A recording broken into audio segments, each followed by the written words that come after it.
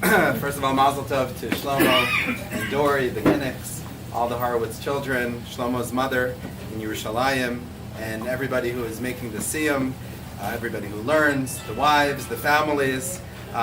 It's a tremendous simcha.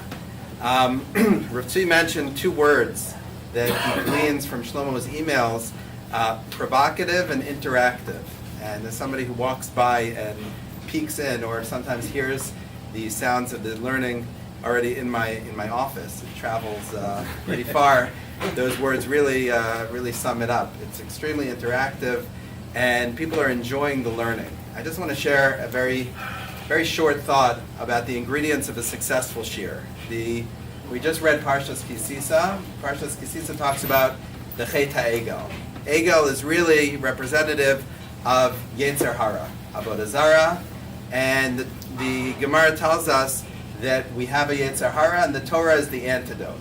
So, what does it mean? What is the antidote for the Egel? A good shiur, right? A good shiur is really our antidote for Yetzer Hara. So, what happened when the Jewish people worshipped the Egel? Chor tried to stop them. What did they have at that moment? They had somebody, a leader, somebody trying to help them.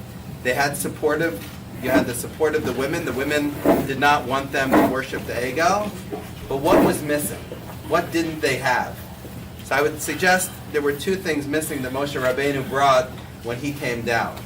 Number one, Moshe Rabbeinu was a different kind of leader. Number two, Moshe Rabbeinu was able to get people to join together. It wasn't just one person standing up. You now had a group. Mila Hashem Elai and Shevet Levi came together. But what was it about Moshe Rabbeinu that he was able to galvanize the troops, that he was able to get everybody working together? Why was Moshe Rabbeinu the most successful leader that the Jewish people have ever had? So I would like to suggest two things, and these are two things that I think you find with Shlomo, the way he leads this shiur.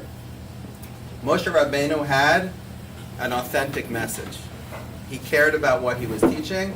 They knew that it came from HaKadosh Baruch Hu directly, and that he was transmitting what he believed to be true, and they knew that. And number two, they understood that Moshe Rabbeinu cared deeply about each and every one of them. This was Moshe Rabbeinu's life. The first time we meet Moshe Rabbeinu, he leaves the palace. He cares about a Jew who's being beaten. As Moshe Rabbeinu leads them, he cares about each and every one of them. And that's why Moshe Rabbeinu was able to accomplish what Chor was not able to accomplish. Because he had the authentic message, people believed in him, and people knew that he cared about them. What makes this shiur so special, and I think what makes it so cohesive, although you have a lot of different opinions in the shiur, correct? A lot of different personalities. I know every one of you pretty well, and you're all wonderful.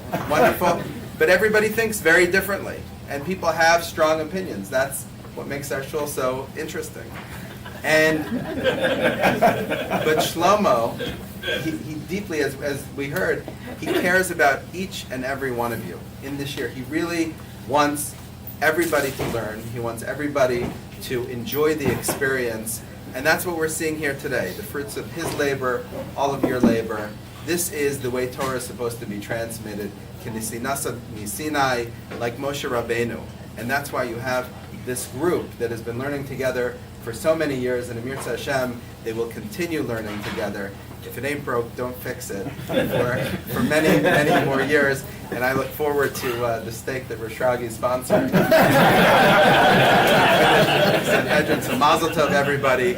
And as they say, a famous statement, and you see it from Kiddushin, we'll have to hold it in mind with the Sanhedrin: life and Torah is a marathon, not a sprint.